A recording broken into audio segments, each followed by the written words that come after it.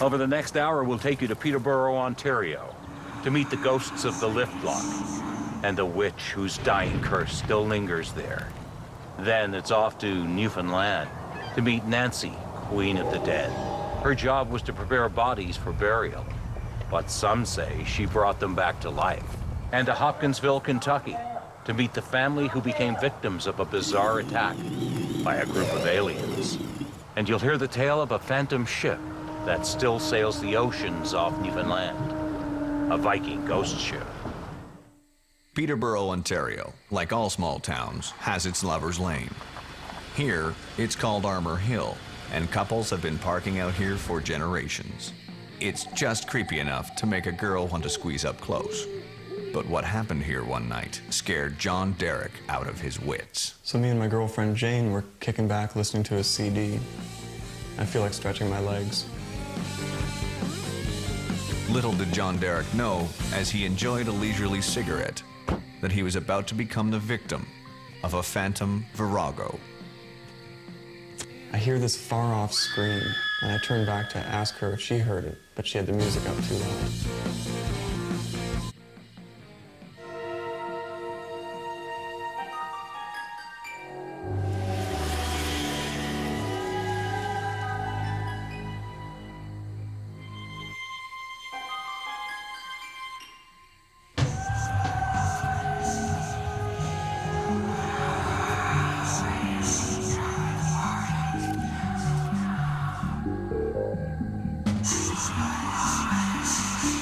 I go to the bushes, and this wild woman jumps me from behind. And she's screaming, "I curse you, I curse you." At least it sounded like that's what she was saying. I'm struggling, trying to get her off my back, all the while yelling like a madman. Finally, Jane comes out of the car to look for me. When Jane gets to where we are, the thing vanishes. But I can smell smoke, as if from a wood fire.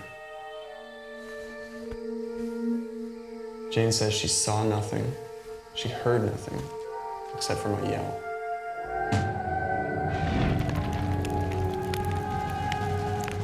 Since the 1850s, the Armour Hill area of Peterborough, Ontario, has been associated with death and tragedy. From the violence of frontier settlements, to the suicides of star-crossed lovers, to the fatal accidents associated with the construction of the lock. And for almost as long, there's been a story of a woman, a ghost woman, one who, some say, may be responsible for it all. For over 100 years, there have been periodic sightings, but only to men, of a burned and bloody woman rampaging in anger through the bushes around Armour Hill. Her disappearance followed by the smell of wood smoke. Is she an urban legend? A figment of teenagers' imagination? Or is she a spirit, unable to rest in peace?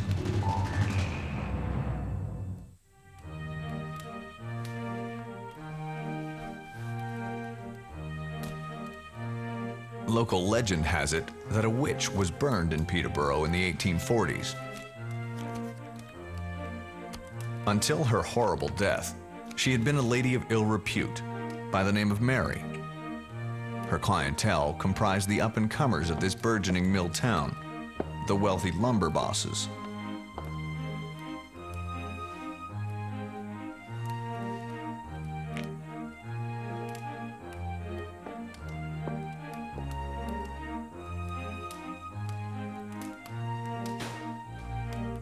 But Mary, too, had plans to move up in the world.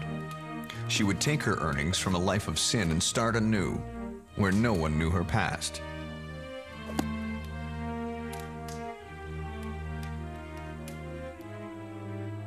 But Mary's decision to quit the trade was not well received by her gentleman friends. Women were scarce in those parts, even those of easy virtue. One man was given the task of convincing her to stay. But when Mary threatened to reveal her client list, the man, fearing for his reputation, panicked.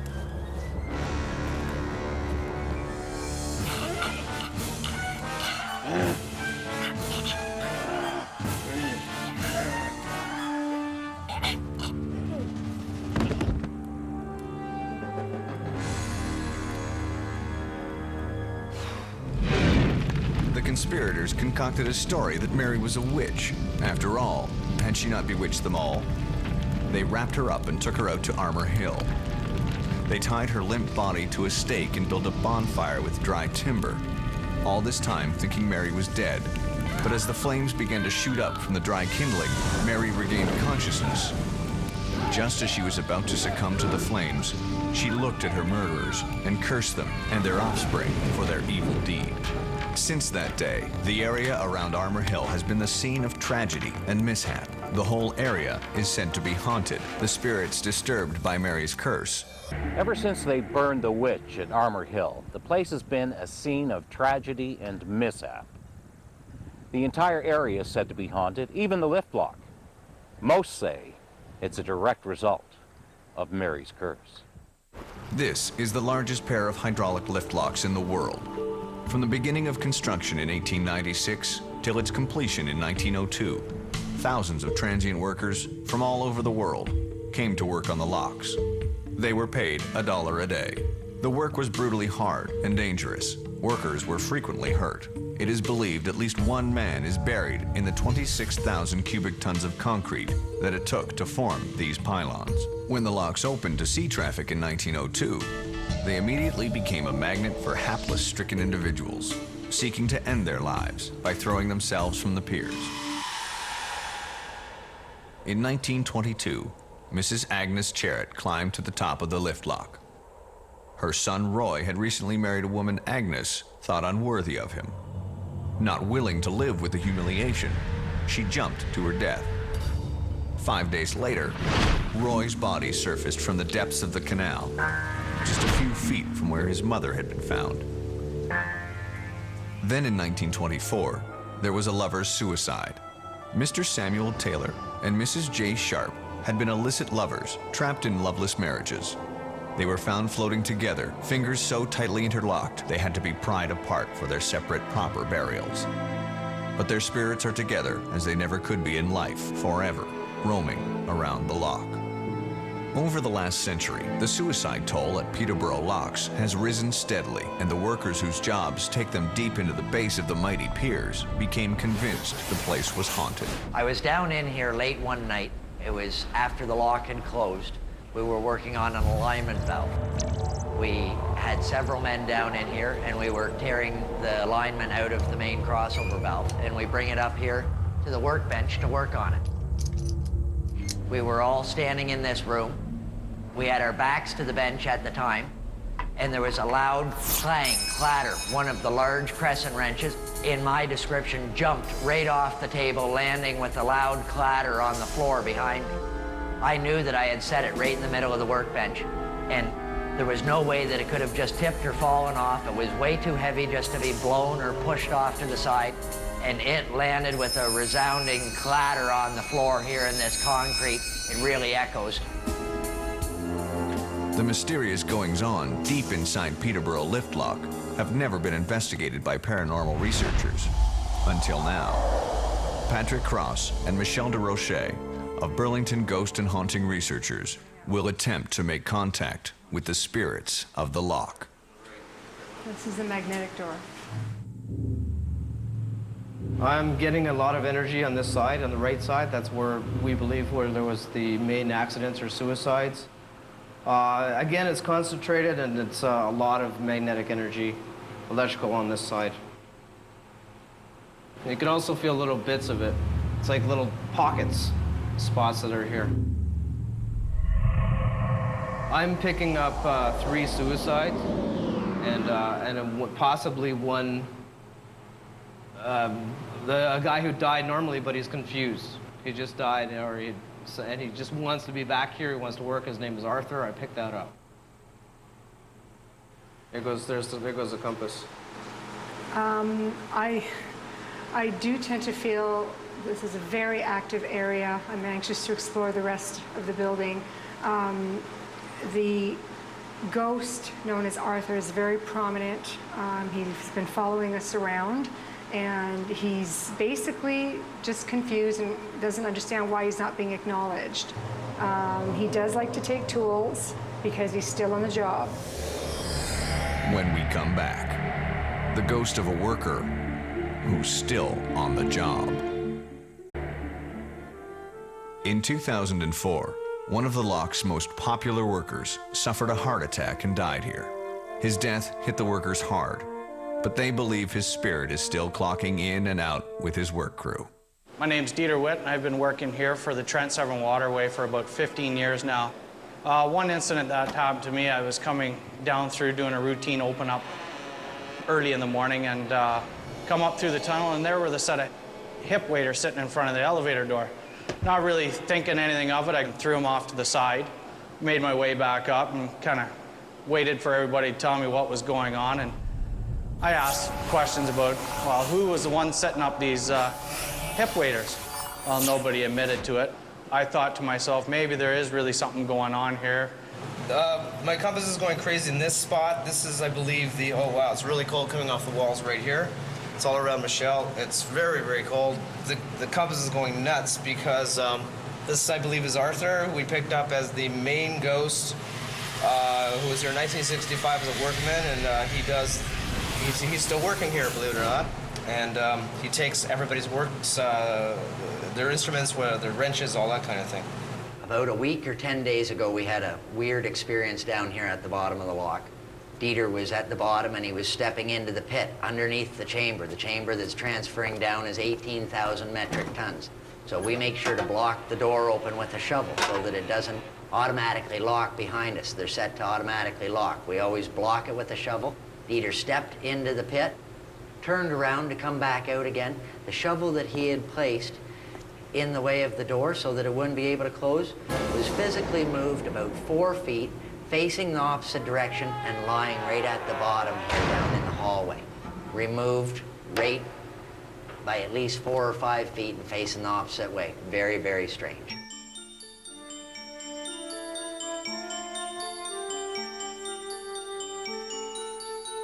Okay, it's getting heavy again.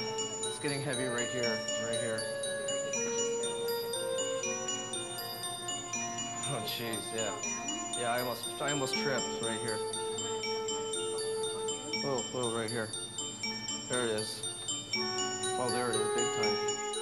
I'm feeling very lightheaded, like something's just passed through me, like taking energy away from me. I don't like this area very much. Just this one concentrated area. I'm sitting up here and I feel shaky and I just feel extremely lightheaded. Well, folks, this story's actually my own. I had come down here, it's probably 3 weeks ago now, and I exited the elevator, came out through the bottom of the lock here, and these two pylons, construction pylons, they were sitting right where they are now. I was probably a minute, maybe a minute and a half by the time I had gone out the bottom reach, locked the 2 manual locking pins into place, and returned to this exact spot. The pylons had been moved. I was the only one down here, okay? I double-checked with everybody on the walkie-talkie, got their 20, knew where they were located in the lock. I was the only one down here. There was no way for somebody to descend in the elevator, go back to the top, okay, and send the elevator back down again. I know that the cycle of the elevator is 33 seconds. There wasn't enough time for somebody to slip down in here and move anything around on me. What I saw when I came back, the 2 pylons, they were taken apart and they were standing in front of the elevator again. And there was nobody else down here with me at the time. I can attest to that. I believe the guy, or the ghost, Arthur, is not wanting us to leave, and he actually is coming from below here. This is the area he works in. And as I was walking past here, he just grabbed my shoulder and pulled me back, and he's very concentrated right here. You can feel him. We also heard shuffling in the back there, and there's no one here. And now the compass is going crazy again. It's a lot of ghost activity right here, or cold air. Oh, definitely. I would definitely think there's things going on here. I'm not a firm believer on it, but there is things that kind of catch me off guard, and I'm never too sure. You know, there are always different things going on. Is Mary's curse from her burning pyre still at work at Armour Hill? Are the spirits at the lift lock lingering to protect the workers who come after them? One thing is certain. A man out late at night on Armour Hill should beware the wrath of Mary, the falsely accused witch of Armour Hill. A reporter based in St. John's, Newfoundland, tells of a strange and mysterious encounter he had one evening on his way home from work. He is a newsman, not a storyteller, but the tale he tells of what he experienced one evening could have come from a Gothic novel. I just came back from a long day, so I was really tired. Someone was in the driveway, so I pulled in by the cemetery.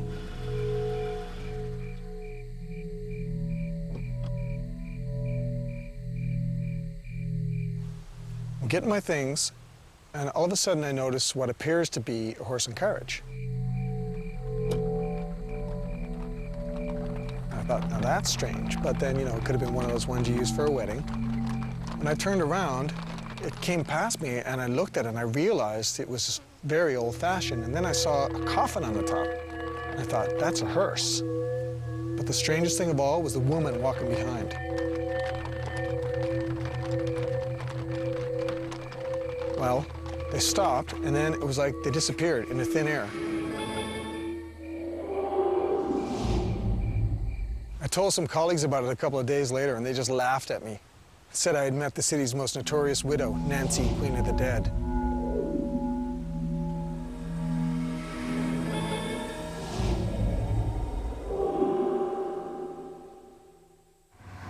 Newfoundland was one of the first shores touched by Europeans exploring the New World, and St. John's the first port. Many ships would stop after their long transatlantic journeys. It was also the place where those who didn't survive the difficult passage were laid to rest. For many, that meant using the special talents of Nancy Coyle, Queen of the Dead. The story of Nancy Coyle dates back to the 1840s, when St. John's was still a rough and tumble outpost.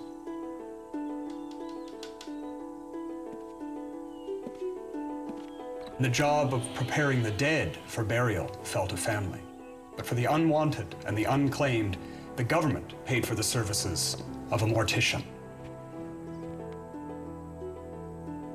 Nancy used her own home as a mortuary, preparing for burial the wretches who had died at sea, the felons who had been hanged, or the unclaimed of the insane asylums. But Nancy, according to legend, did more than prepare the unclaimed for burial. It was also said that she brought them back to life. One evening, Nancy finished her work late in the night, and she left the body prepared and ready for burial the next day. She left the room and made her way towards her bed, but as she did, she heard a low, disturbing noise, like a moan. She listened carefully and thought it sounded like it was coming from the parlor. She returned back towards the parlor, her heart pounding in her chest. Nancy made her way cautiously back towards the coffin, and she pulled the sheet back from the subject's face. There was nothing unusual about the man until his eyes opened wide and stared straight into hers.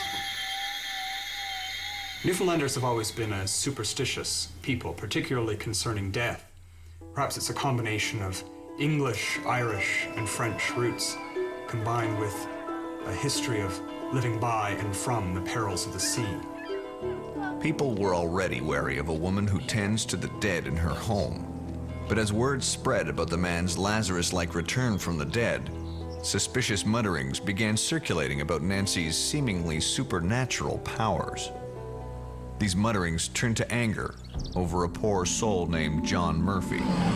Murphy had lost his reason many years before and spent his last years in a primitive dungeon that in those days served as an insane asylum. Murphy died suddenly in the prime of his life. Soon there were reports of a bedraggled madman lurking in the streets and alleys of St. John's, threatening and bothering the good citizens. It seems Mr. Murphy was making up for a lifetime of social deprivation and confinement.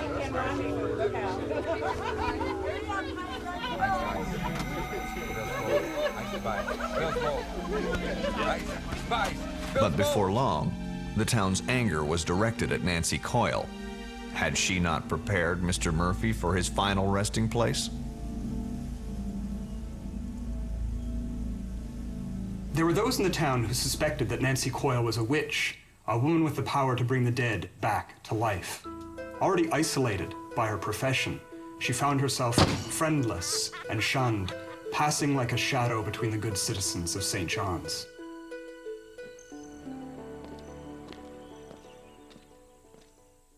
Legend has it that Nancy Coyle died alone in the very same parlor in which she had prepared so many for their final resting place. There wasn't anyone willing to do for her what she had done for so many, and she herself was not given a proper burial. There was no one willing to address the body of a witch.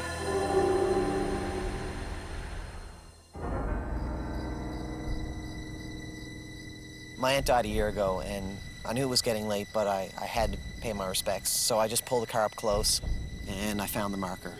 I saw something from the corner of my eye, and when I got closer, I noticed it was a lady, and she was dressed in sort of old period clothing. And the strangest thing about her was that she had the saddest look on her face. She was very pale. And anyway, I went and I called to her, and it was like she didn't even notice me. And she never paid any heed to what I did or said. And she was sort of wandering along, so I decided, you know, I wanted to call out to her and see if she'd answer to me. And as fast as I seen her, she disappeared. It was one of the strangest things I've ever seen. It totally spooked me out, and to this very day, I won't go back to that cemetery alone, not even in the daytime.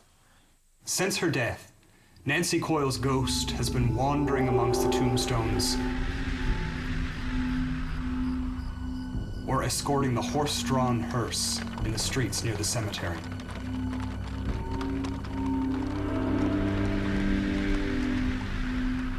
There is no marked grave for Nancy Coyle. No one knows where her body lies. It is ironic that the woman who saw to it that all were given a proper burial was herself, at the end of her life, denied proper ceremony and respect. Was Nancy Coyle a witch or the victim of superstition and fear?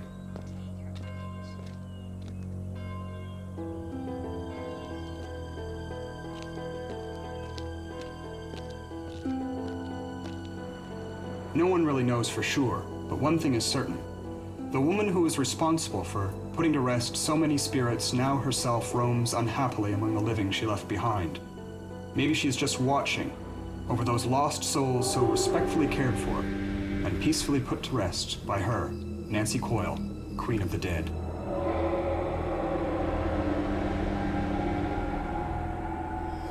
Coming up after the break, an alien invasion one family won't forget in a town that's celebrating 50 years later.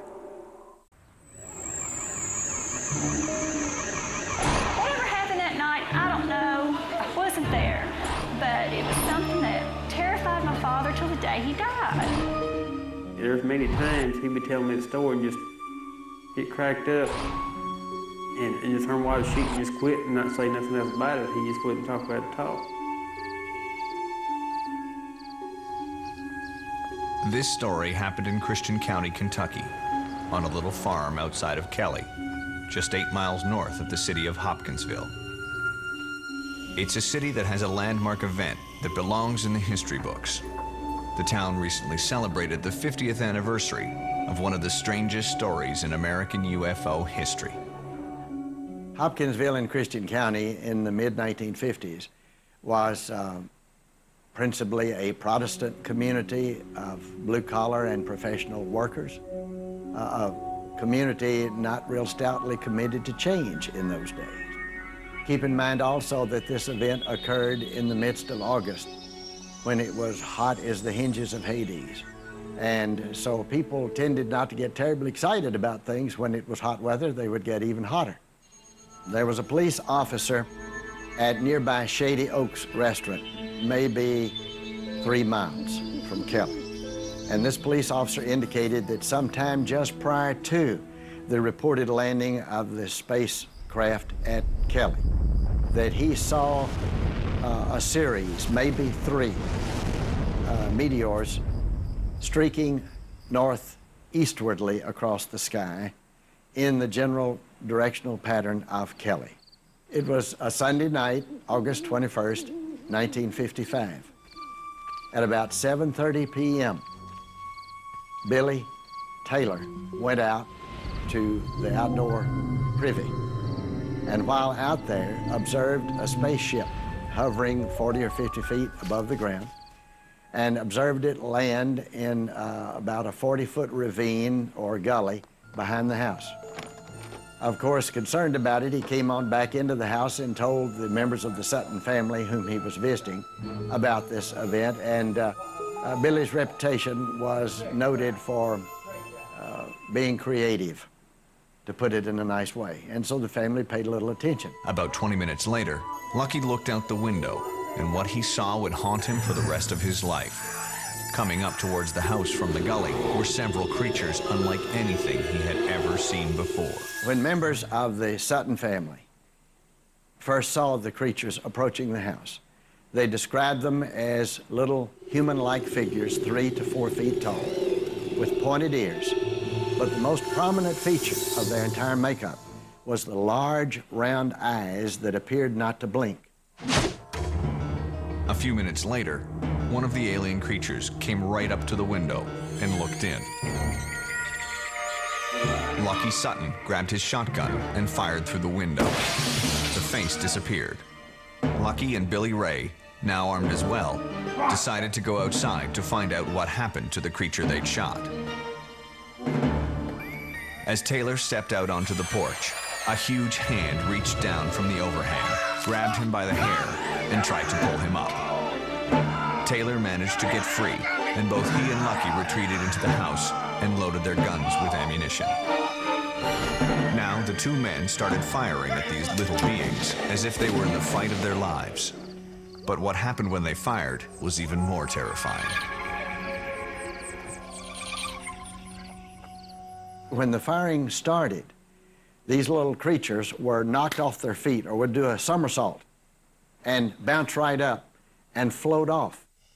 The battle shifted into high gear. Altogether, the two men estimated that they were being attacked by between 12 and 15 of these little men. Inside the house, there was absolute chaos.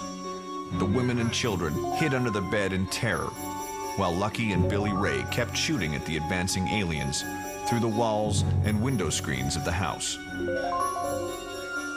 Stay there! Stay there! The terrifying attack went on for hours. Each time Billy Ray or Lucky hit their mark, the creatures would react by floating away, as if they were surrounded by an invisible force field, and then they would crawl back towards the house. At around 11 p.m., about 3 hours after the battle started, there was a brief respite. Without wasting a moment, Billy Ray and Lucky loaded everyone into cars and drove to the nearest police station in Hopkinsville to get help. When the investigating officers arrived, they made a thorough search of the house. They were joined soon thereafter by personnel from the sheriff's office and even some military personnel from nearby Fort Campbell. A thorough search was made of the house and the grounds surrounding the house, and never did they find anything in the way of evidence pointing to the features of the story as indicated by the Suttons. The only real excitement of the night came when one of the soldiers from Fort Campbell unintentionally stepped upon the tail of a tomcat. Let's take a look at this scenario, this scene. All of these men, probably 10 or 15, walking around armed, looking for anything unusual, when all of a sudden one of the officers steps on the tail of this cat. Other than bullet holes and the emotional state of the terrified family members, the investigating officers found no concrete evidence. Some reports suggest that police found a strange luminous stain in the grass where one of the creatures fell after being shot, but no one took a sample, and by morning there was no trace. They concluded their investigation and left. The family tried to settle down in the hope of getting some sleep, but their frightening ordeal was far from over. After the break, the aliens return, and the battle continues. They gotta be out there. There's no way. In the early hours of Monday, August 22nd, 1955, Mrs. Langford witnessed one of the creatures peering through the window. The return of the creature caused a pandemonium in the house. Once again, Lucky and Billy Ray grabbed their guns and shot at the invaders. The creatures did not seem to be hostile, merely curious, but the two men weren't waiting to find out where their curiosity might lead. The battle continued until daybreak, when the creatures just disappeared. But morning didn't bring much peace to the house. The story of the alien attack was picked up by the local radio station and newspaper. Whatever the Sutton family had experienced on the night of August 21st, 1955, was now matched by another kind of assault. There were really two circuses when you consider the events of that time, because the Shrine Club in our area had just sponsored a circus in town that weekend. Now, the other circus was the pure pandemonium of public reaction that occurred in the days following, because the news press services picked it up by means of the local radio stations and the local newspaper, the Kentucky New Era. To add to the circus atmosphere, a newspaper editor, ignoring the actual description of the creatures that the Suttons gave, referred to the aliens as little green men.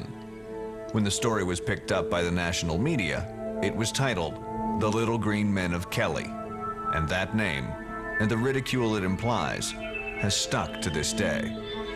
In the midst of this circus atmosphere, there were people who were willing to listen to the family's story.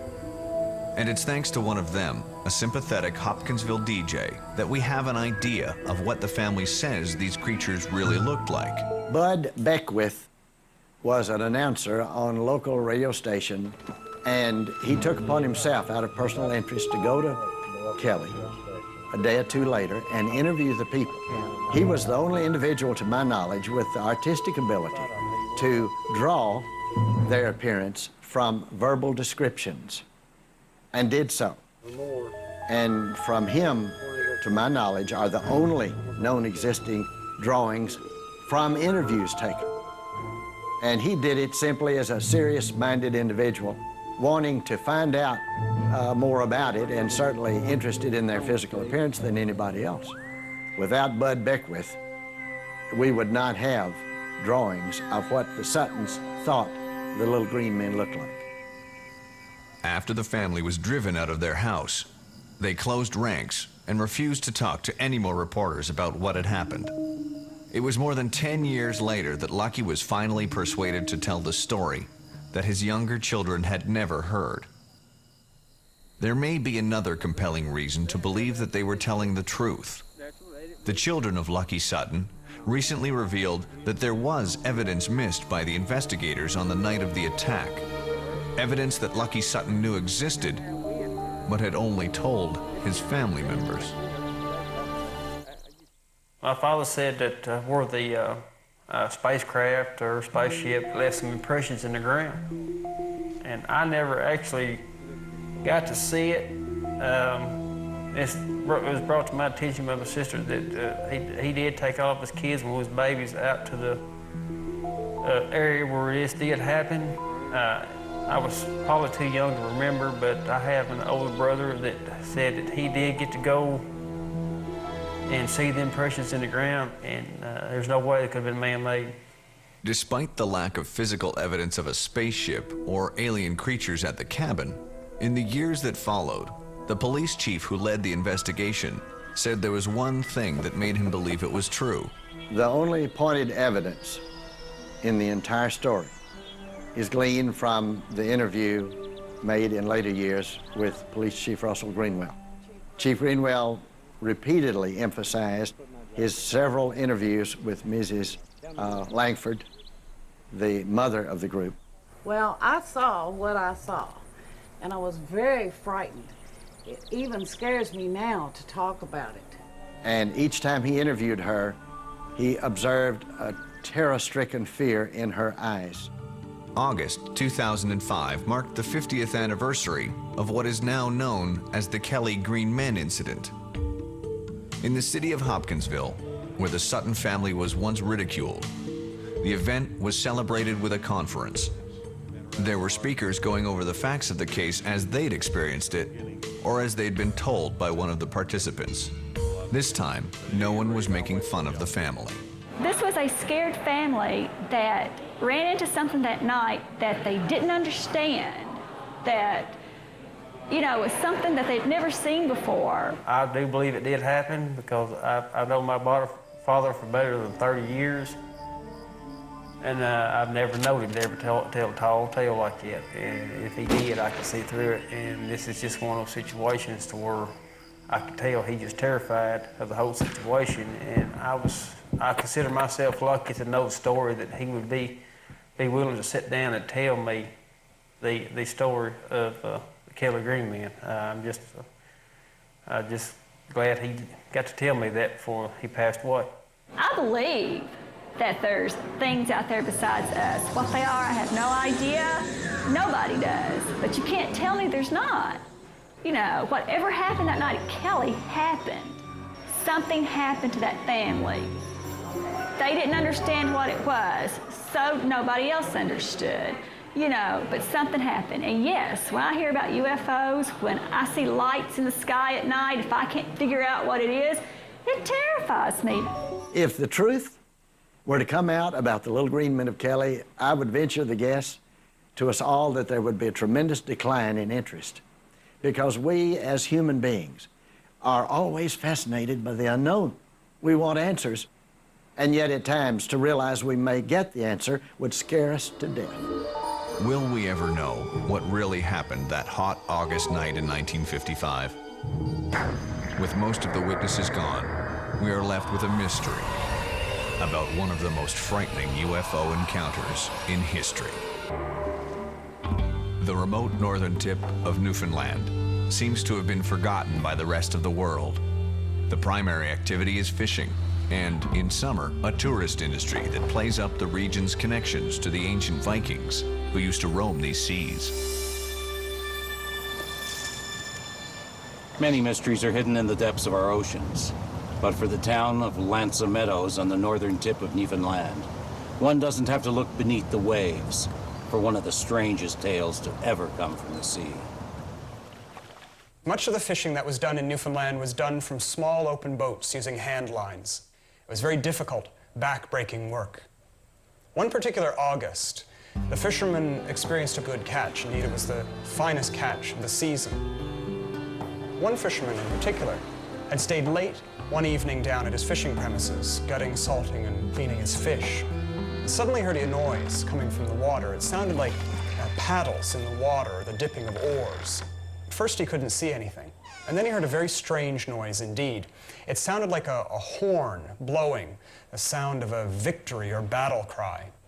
Then he looked out, and he saw a ship the likes of which he had never seen. It was a ship that certainly did not belong to anyone he knew in the community or along the shoreline. It was a boat that he had never seen in his life. It was a long, open, narrow boat with one central mast and a striped sail, a planked hull, and along either side, a row of oarsmen. It came closer and closer and then vanished.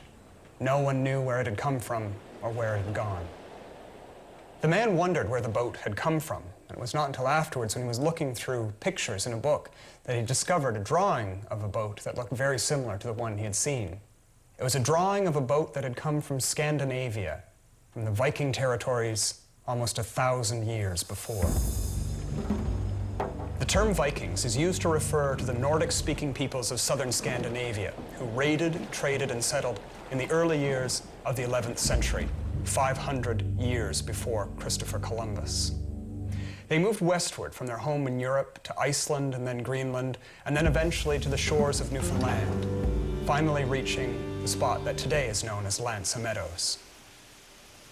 There are powerful myths surrounding the mysterious history of the Vikings in America. Those who feared their sharp iron weapons helped fuel the reputation of the Vikings as a ferocious breed who raped and plundered their way to the New World. Yet the image that remains today, while barbaric, is paradoxically adventurous and heroic. There's a story told about two hard tickets, two young ne'er-do-wells, who learned of some whiskey that had been hidden in an older man's fishing premises. So one August evening, the these two young men went down and they broke into the shed to steal the man's whiskey.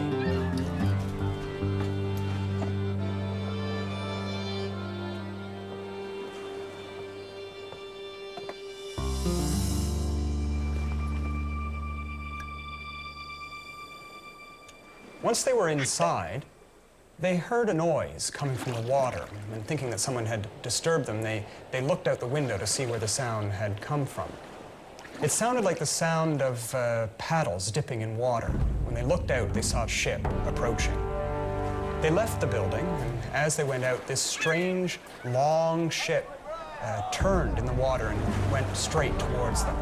They were so frightened by this that they left the whiskey behind and fled the scene. At first, they told no one about what they had seen, but eventually, word spread about this ship that they had seen in the harbor. And it was realized that the Viking ghost ship had been seen before 30 years on the exact same day, August 15th. The first time the ship had been seen, it had come almost as good tidings of a bountiful catch. The second time, it had come as good tidings as well, for it had saved the old man's whiskey. That was not the last that anyone saw of the strange Viking ship. Years later, it was a particularly good day of fishing, and all the men had caught a great deal of fish. One fisherman decided that he would stay a little bit longer on the fishing grounds to catch as many fish as he could, and stayed there long after the other men had returned home. The weather eventually started to turn bad. The clouds covered the skies, and the man decided that he too would return to the safety of the harbor. Try as he might, however, he could not get the motor on the boat to start. He tried everything. There was enough fuel left in the tank. He checked all the connections, and everything seemed to be in working order. Suddenly, he heard a strange noise, like the sounds of paddles dipping in the water. And he looked up to see a huge Viking ship bearing down on him. The Viking ship seemed to be on a collision course with a smaller vessel. And at the last moment, just when it seemed as if the Viking ship was about to ram and break the man's fishing boat, he heard the majestic sound of a horn blowing as if it was a battle call. The Viking ship then vanished, and the man was overcome with a great sense of well-being. The motor started up immediately, and he was able to make his way back to shore. The date was August the 15th. It's still a mystery why the ghostly ship is seen every 30 years, and why always the same day, August 15th. Perhaps the spirits of the adventurous Viking sailors, once the nomads of the North Atlantic, continue to explore the coast they visited so many years before, even if now it's from the world beyond. At 10 tomorrow evening, we're in for a truly ear-splitting time as we bring you the world's scariest explosions caught on tape. But next this evening, we visit one of Canada's most historic fortresses, and we do it after dark. Another creepy coming right up.